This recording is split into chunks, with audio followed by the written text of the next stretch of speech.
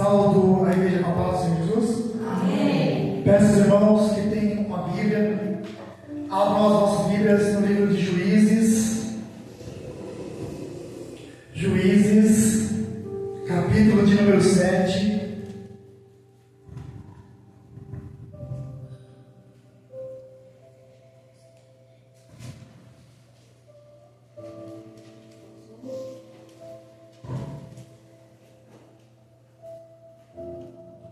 Louvado seja Deus.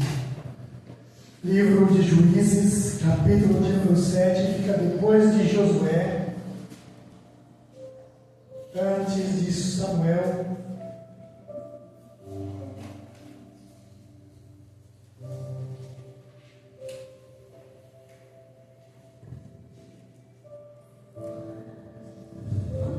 Juízes fica no Velho Testamento, no começo da Bíblia.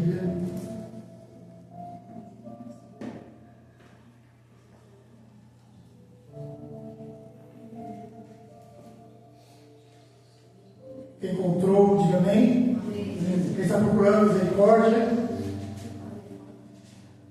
Juízes, capítulo de número 7, versículo a partir do primeiro, a partir do versículo de número 2, que diz assim: E disse o Senhor a Gideão: Muito é o povo que está contigo, para eu dar os medianitas em sua mão, a fim de que Israel não se glorie contra mim, dizendo: A minha mão me livrou. Agora, pois, apregou aos ouvidos do povo, dizendo: Quem for covarde, medroso, que volte e vá e apressadamente das montanhas de Gileade.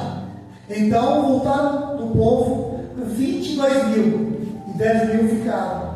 E disse o Senhor a Gideão ainda a muito povo: faz descer as águas, e ali os provarei.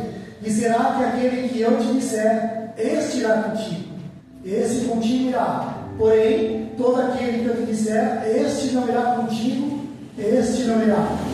E fez descer o povo as águas. Então o Senhor disse a Gideão: Qualquer que lamber as águas com as línguas, como as lambe o grão, esse porás à parte, como também a todo aquele que se abaixar de joelhos e beber. E foi o número do que lamberam, levando a mão à boca, 300 homens, e todo o resto do povo se abaixou de joelhos a beber das águas. E disse o Senhor a Gideão: Com esses 300 homens que lamberam as águas, vos livrarei e os darei dos midianitas na tua mão, pelo que toda a outra gente se vá cada ao seu lugar. E o povo tomou na sua mão a provisão e as buzinas, e ele enviou todos os outros homens de Israel, cada um à sua tenda. Porém os 300 homens reteve, e estavam ao arraial dos midianitas abaixo no vale. Amém? Somente esses versículos. Glória a Deus. Sabemos que Deus é o Deus do impossível e Deus de milagres.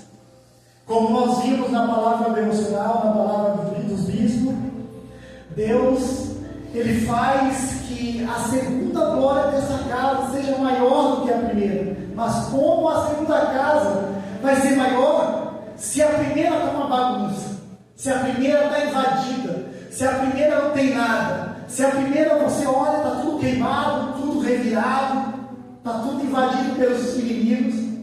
Como que vamos fazer uma segunda casa maior do que a primeira, se a primeira já foi invadida? Será que a segunda não vai ser invadida também? Aí muitas vezes nós deixamos de acreditar e de fazer, e com isso os anos vão se passando e vamos se questionando: mas Deus não disse que iria fazer? Mas para Deus fazer, nós precisamos tomar uma atitude e começar a reconstrução da nossa própria casa. Mas como é a nossa casa? É uma casa feita de barro, uma casa feita de tijolos. A nossa casa é a nossa casa sentimental, espiritual e física. Para cuidarmos da vida espiritual, precisamos cuidar da nossa carne, para manter a saúde, para manter ela bem alimentada, e cuidar também do espírito, para que a carne venha suportar o peso do Espírito. Gideão, ele estava com o peso nas suas costas, tão grande, cansado de ver o povo midianita invadindo aquela terra, invadindo a sua cidade, tomando tudo que eles faziam, tudo que eles plantavam, e no tempo da colheita, os inimigos vinham e tomavam. E o que sobrava, eles queimavam, colocavam fogo, matavam. E Gideão ficava assim sempre: o trabalho mais pesado nós fazemos, que é preparar a terra, plantar a semente, colocar água, e todo dia com carinho, com cuidado, e no tempo da colheita o inimigo vem, toma e nos deixa com fome, e se conseguirmos alguma coisa desse encargo, dessa sobra, nós tomamos por alimento. Até que um dia ele diz: eu vou pegar a minha parte e vou esconder. Ele pega uma da sua parte, dos seus alimentos, e leva até o lagar, e começa a pisar e esconder. Ele fala: eu vou esconder isso aqui, os inimigos não vão encontrar. E aí ele começa a falar assim: Senhor, é justo estar fazendo isso? É justo estar escondendo trigo, farinha, alimento, aquele lugar que é para amassar uva, para fazer o vinho, para fazer o suco? Está tudo errado, Senhor. Ele começa a questionar, fica bravo. Ele começa a dizer: Senhor, por que tanta tragédia na nossa vida? Será que nós não somos um povo escolhido? O Senhor disse que iria trazer bênçãos sobre nós, fartura, que os nossos inimigos iam ficar nos nossos pés e que nós iríamos tomar os nossos inimigos. Mas daí Gideão, ele também começa a pensar: como é que pode? O povo maltratado, um povo ferido, magoado, triste. Gideão estava magoado, estava triste, porém Gideão estava com muita raiva. Só que ele tinha muita coragem de fazer o que outros não faziam. Então o que Deus fez? Enviou um anjo para lhe dizer: varão valoroso, o Senhor é contigo. Aí quando ele ouve essa palavra, foi a gota d'água: o Senhor é comigo. O Senhor é comigo. Como o Senhor pode ser comigo, sendo que toda essa tragédia é no meio do meu povo? Só que nós esquecemos que muitas vezes, muitas coisas ruins não acontecem. Podemos estar fazendo as coisas certas, mas muita tragédia acontece porque pessoas ao nosso redor, ao nosso convívio, começam a fazer as coisas erradas, e nós não temos a coragem de repreender. Sabe por quê? Porque se eu repreender, eu vou magoar. Se eu repreender, a pessoa vai virar as costas. Se eu repreender, a pessoa vai falar que eu não presto. Eu vou ser uma pessoa que não presta, então eu vou deixar do jeito que está, Deus vai entrar. Mas aí nós sabemos o que é certo e o que é errado. Que Deus diz: vai lá e fala. Vai lá e fala o que está errado. Vai lá e repreende. Não falamos com medo da represália. Gideão via o povo adorando outros deuses, fazendo sacrifício a outros deuses, trazendo incenso a outros deuses, e por isso todo esse mal. E aí ele fica bravo, se revolta. E o anjo lhe diz: varão valoroso, o Senhor é contigo. Tá bom? O Senhor é comigo? Tudo bem. Como que o Senhor é comigo? O Senhor vai dar os midianitas na sua mão. Peraí, como que eu sei que o Senhor é comigo? Então vou fazer para você: se o Senhor é comigo, esse algodão vai estar aqui. No dia seguinte, vai chover em redor, e aqui vai estar seco. E assim, ele foi dormir. No dia seguinte, a primeira coisa que ele faz é no algodão. Todo lugar estava molhado devido à vaga, e o algodão estava seco. Mas não bastava fazer prova uma vez. Ele falou assim: se o Senhor é comigo, vou fazer prova mais uma vez. Esse algodão aqui vai chover só aqui no algodão, e o redor vai estar tudo seco. E foi dormir. No dia seguinte, pegou aquele algodão, espremeu, deixou uma taça cheia de água, enquanto todo lugar estava seco. Ele diz: agora eu acredito que o Senhor é comigo. Às vezes nos revoltamos, ficamos tristes, mas esquecemos de que o Senhor é conosco aonde quer que nós vamos. O que nós fazemos, os livramentos, as bênçãos. No trabalho, muita gente é mandada embora, muita gente adoece, muita gente sofre um acidente. Pessoas morrem quando saem do trabalho. E esquecemos que o Senhor nos dá livramento todos os dias. Esquecemos que o nosso ambiente de trabalho, nosso ambiente familiar, tem pessoas que são usadas por Deus. Se o Senhor é comigo, o Senhor vai enviar alguém que vai falar alguma coisa que eu preciso, que somente eu tive. Aí eu acredito. Esquecemos, muitas vezes, de fazer prova e ver que o Senhor realmente é conosco para tomar uma atitude. Aleluia. Porque quando o Senhor fala, vai com esses homens, Ele pega os homens, 10, e muitos homens estão dizendo, o Senhor vai nos dar os midianitas, vamos vencer, e alguns homens começam a se gloriar, que vão conquistar, porque o Senhor apareceu a Gideão, e o Senhor ouve aquilo e diz, tá bom, então eu vou mostrar que eu sou com vocês, mas de uma maneira diferente. Ali tinha em torno de 3.000 com Gideão, só que o número do inimigo era muito maior. Mais de 120 mil pessoas. 30 mil contra 120 mil já era pouco. Deus chama Gideão e fala, Gideão, vem cá, para que esse povo não se glorie das suas mãos, da vitória que eu vou dar. Tire-os à parte. Diz os medrosos, os covardes, quem está com medo, que vai embora. Vocês acham que naquele lugar não tinha pessoas que estavam com medo, dizendo, hoje é o último dia da minha vida, por que eu vou ter que lutar? Por que eu me alistei? Eu não devia ter me alistado, fui dar um de corajoso aqui, vou morrer. Eu devia ter ficado quieto na minha casa, na minha tenda. Deus sabia que tinha covardes, e os covardes vão atrapalhar os corajosos. Os corajosos vão lá, vamos vencer os midianitas. O Senhor vai nos dar vitória, mas o covarde, eles são muitos. A espada deles é maior, é mais afiada. Eles são experientes em guerra, nós vamos morrer. Nós vamos morrer. Deus estava vendo aquilo. E aquilo transmitia medo para os corajosos. Você já viu uma pessoa cheia de fé do lado de uma pessoa que não tem fé? A pessoa cheia de fé, Deus vai dar, Deus vai abençoar, Deus vai fazer, a pessoa, Deus não vai dar, Deus não vai abençoar, Deus prometeu até hoje, a pessoa, meu Deus, rapaz, faz 5 anos que Deus falou e não deu. Aí a pessoa está com fé assim, rapaz, não é mesmo? A fé começa a ser abalada por aquele que não tem fé, por aquele que não acredita. Deus vendo isso, disse, olha, os medrosos, os covardes vão embora. E ali já foi um monte. Aí Deus diz, olha, é muito, desce lá, os que beberem como cão, pastor, pegando a água, colocando a língua e bebendo, e vigiando, esses você coloca uma parte. Aqueles que se ajoelharem e colocar a boca na água, vocês colocam a parte. O que eu disser que fica, vai ficar. O que eu disser que vai, aqueles vão. E ali, quando ele começa a fazer as contas, ficaram 300 homens contra 120 mil homens. Será que a fé daqueles 300 homens foi abalada? Será que a fé de Gideão foi abalada por causa que ele viu uma quantidade pequena? Antes tinha ali 3.000, 30 mil homens e agora tem 300?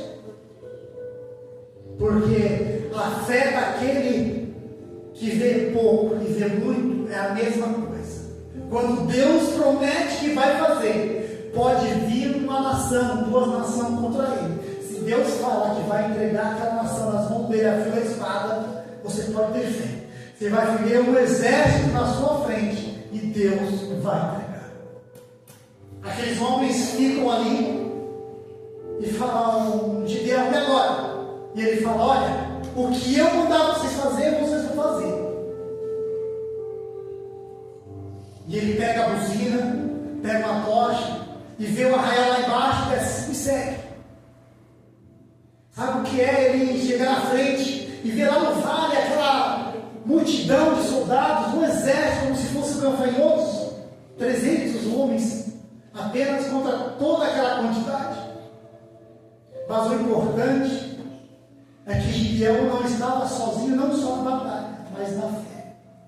300 homens que tinham fé, que disseram, se Deus disse que vai dar, então Deus vai dar. Deus deixou apenas quem tinha fé, quem tinha coragem ao lado de Gideão.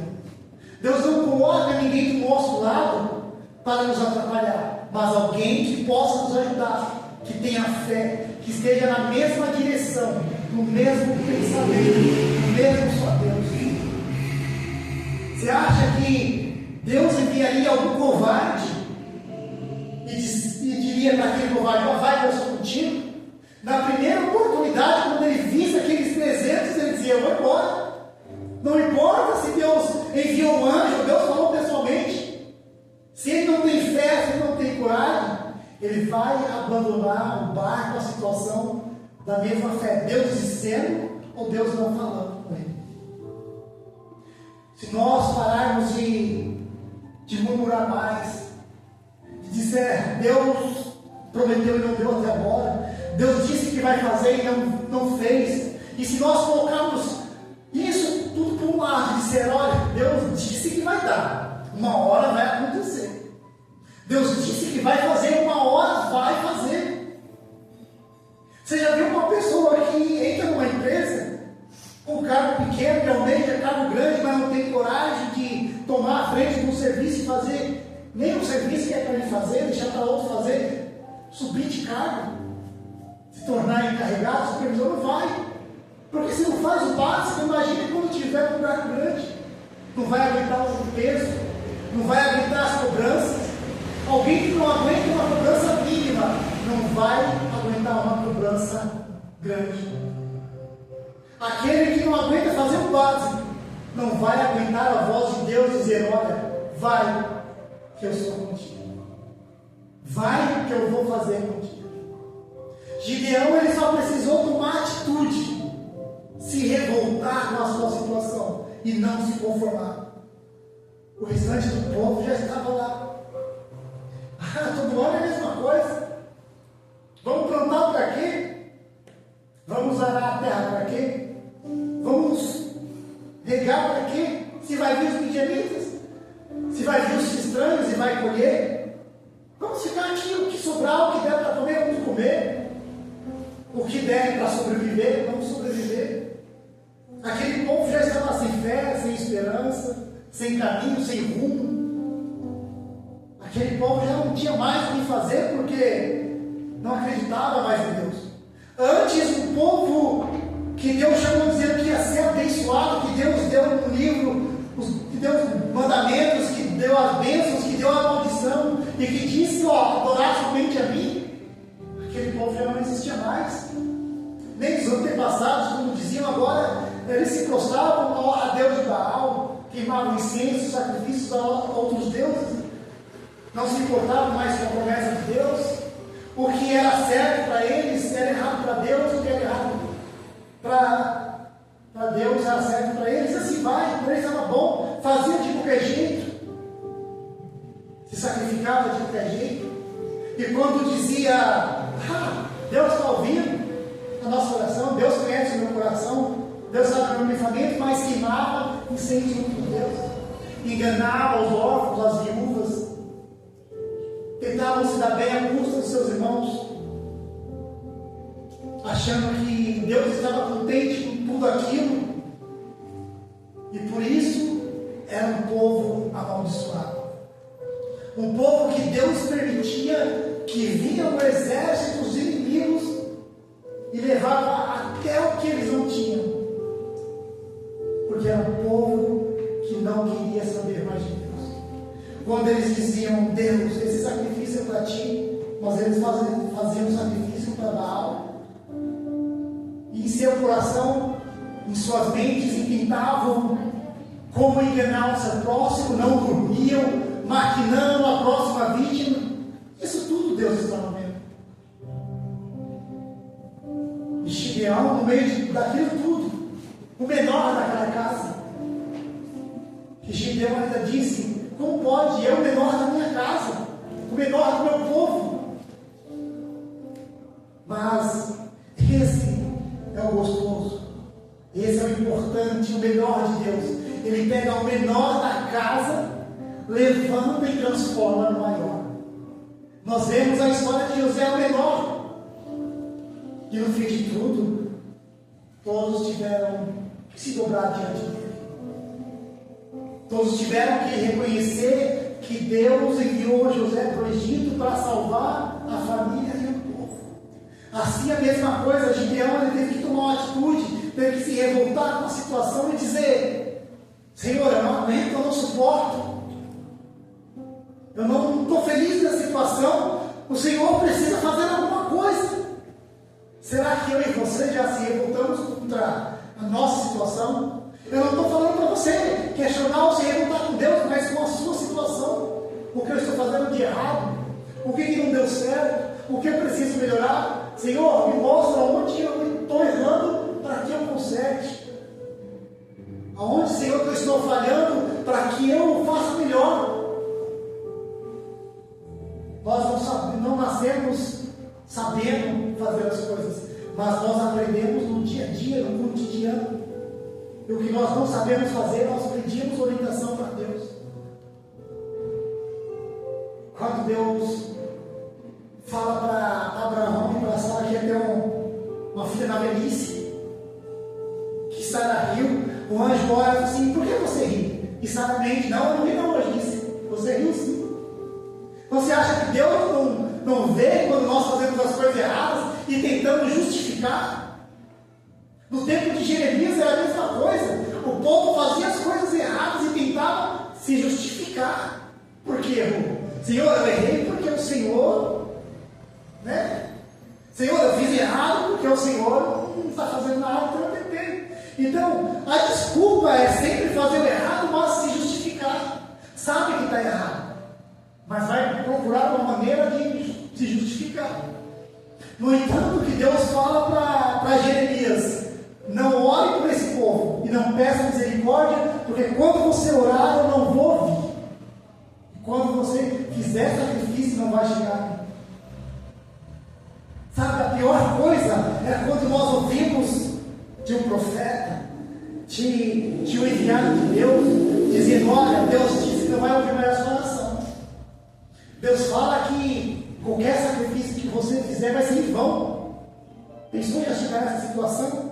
Você pode ter certeza que os dias na sua terra são contados.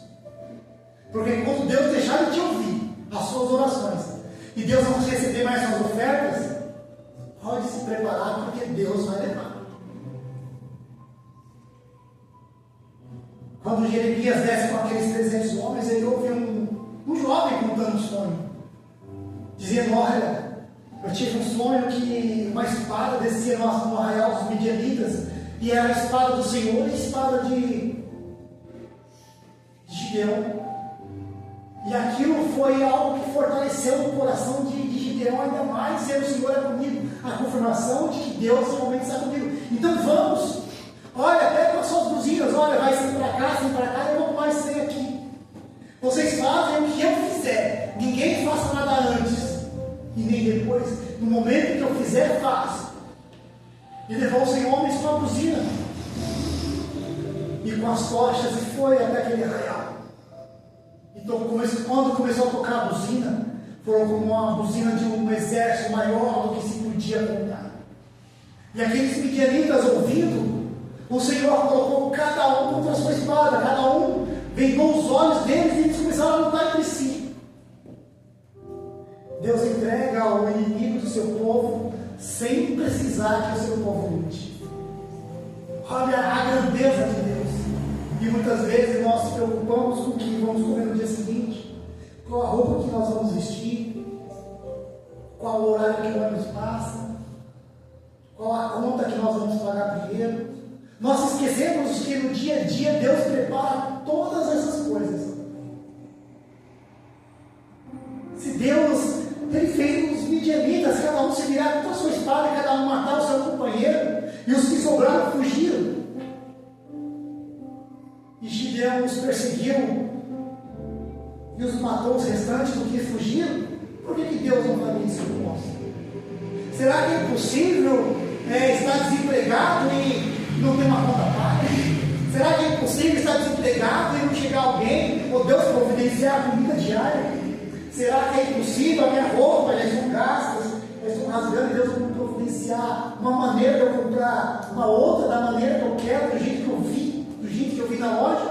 Deus é capaz de fazer tudo isso. Será que Deus não é capaz de abrir uma porta para que eu ganhe muito mais do que eu ganhei numa outra empresa. Deus é capaz de tudo isso a partir do momento que nós soubermos esperar, confiar e acreditar de que o sustento diário de Deus vai vir. Quando Deus envia o povo para o deserto, Ele fala para Moisés: olha, eu vou enviar o maná diariamente. Falam para eles, cada um colher o número das suas famílias, para que seja naquele dia, e não deixar para o dia seguinte que vai acontecer. Deus ainda deu uma ordem: colhe a quantidade exata e não deixa para o dia seguinte nem colher mais, porque vai acontecer, vai virar bicho. Mas sabe o povo?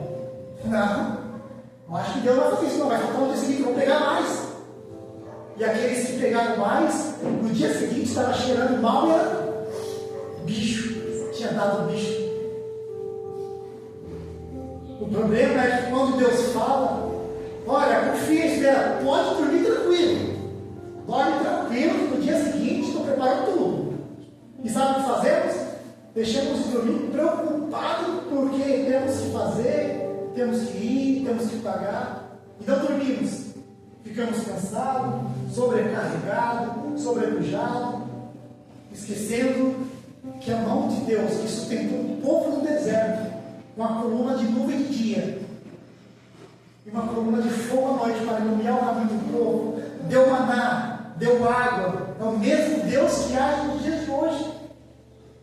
Não é porque Deus fez coisas milagrosas no passado que Deus não vai fazer hoje.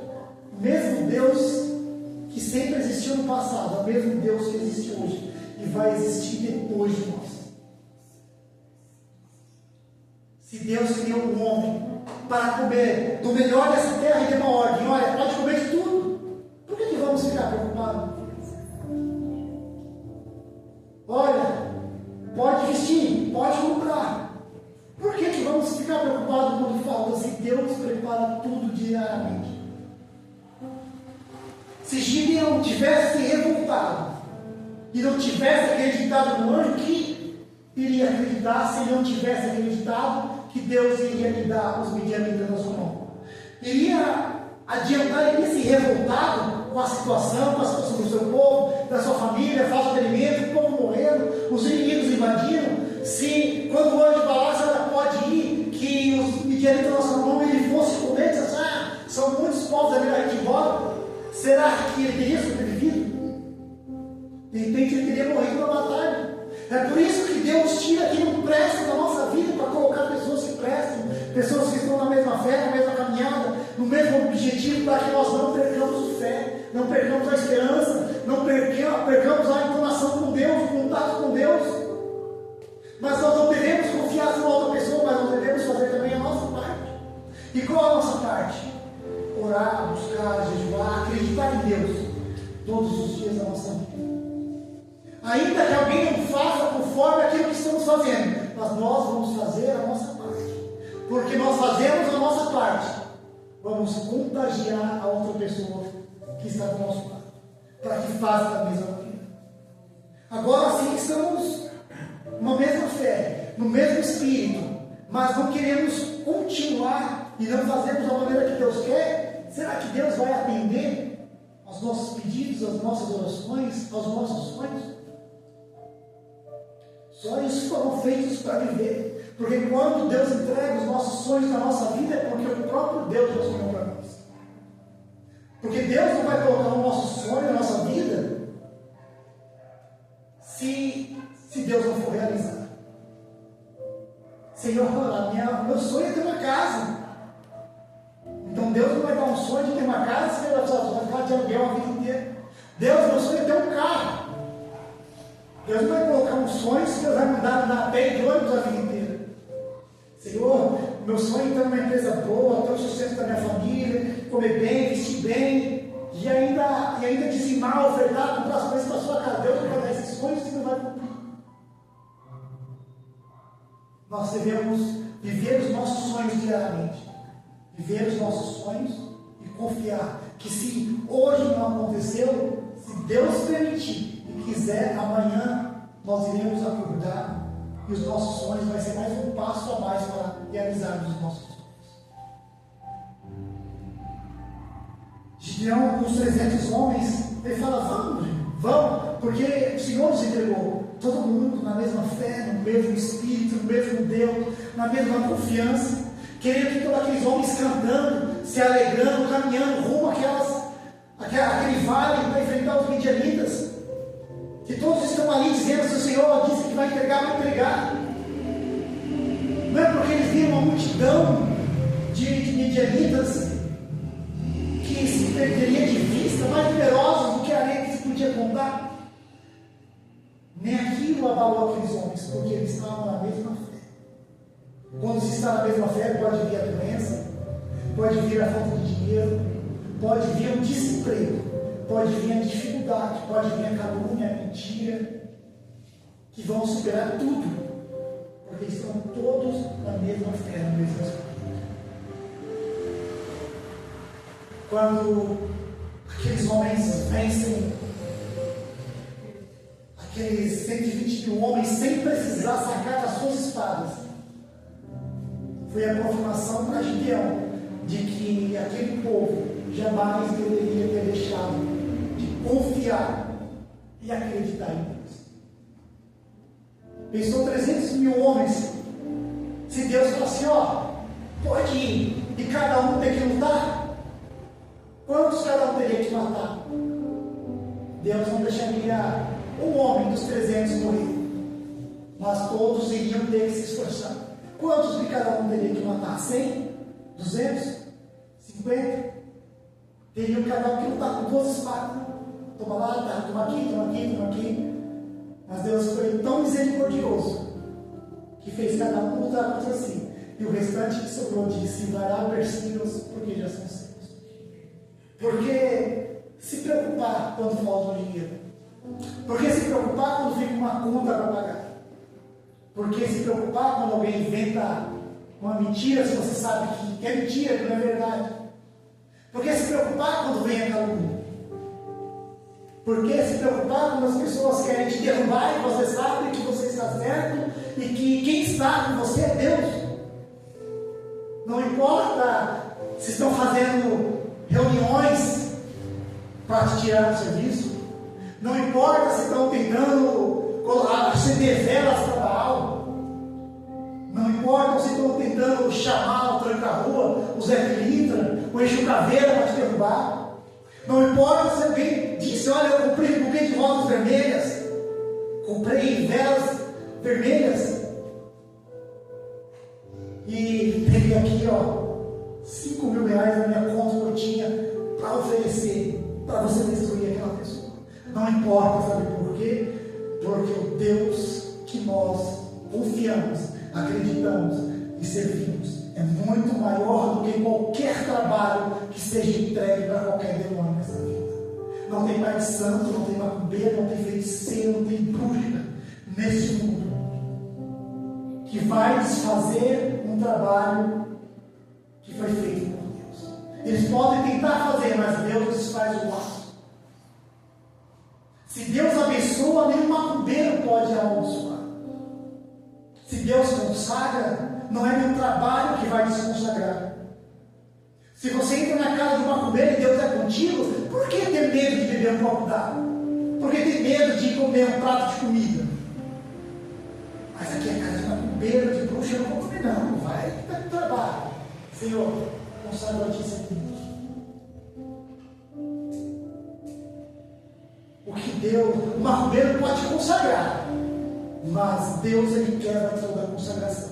Mas tudo que Deus consagrou, nenhum macumbeiro pode consagrar ao demônio. Vocês estão entendendo qual é a diferença disso?